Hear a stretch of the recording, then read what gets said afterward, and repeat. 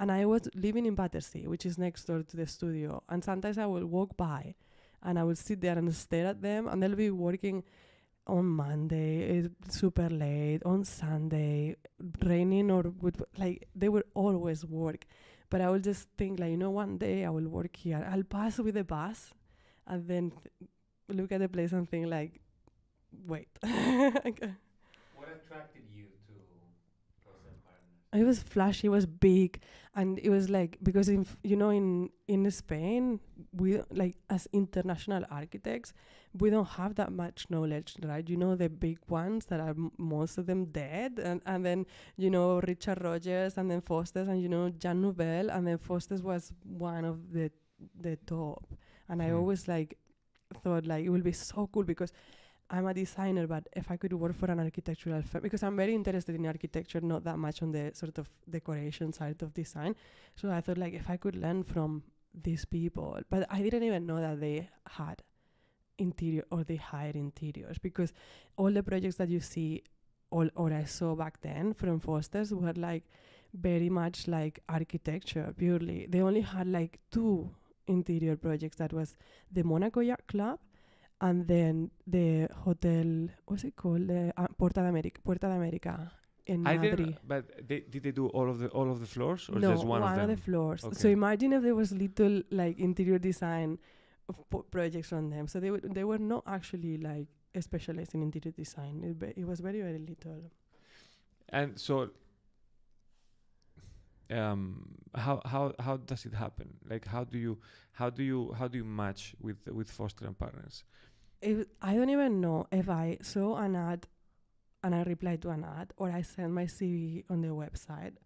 I don't even know, but I got a call. But I really wanted this job, and I got a call one day from HR, and they said they're gonna call me to an interview. I didn't want to say I didn't say to anybody. I was so nervous. I'm like, I'm gonna mess it up. They're not gonna hire me, and everybody's gonna be so sad. So I didn't say to anyone. But the day before, I told this guy, Pablo, who he had taught me 3D, he had taught me a lot. He was sort of like my mentor. He was a little bit older than me, and I look up to him a lot. So I told him, man, I have an interview tomorrow at Foster's, and I'm just shitting myself. I'm so scared. And then he's like, you are so good. They already called you, you're gonna make it. You are unbelievable. He was so supportive. And when I went there, I was just like, it's gonna be fine. They already called me. They're gonna hire me. And I went there, and I had such a good interview. And it was this Italian guy, Stefano, who was really, really nice. And yeah, but everything went super well. And so they were looking at that moment. They were trying to assemble an interior design studio per se. So Foster's has, of course, architecture. They have engineering. They have product design, but they didn't have an interior design group per se. At that moment, they were actually assembling an interior design group. And they were looking for someone that had experience doing kitchens and bathrooms, because they did a lot of residential projects. So it was like, it was like perfect for me. Like the stars aligned for me, and then I got the job, and then a good offer, and there I went. And how is it working inside the offices at Battersea? It's really amazing. Because I even remember they have many buildings, right? They call it the campus because they have like 6 or 7 buildings. So they're all scattered around. It's huge. They're like 1,500 people. But I remember I had like the interiors group was downstairs in the main building where all the partners sit.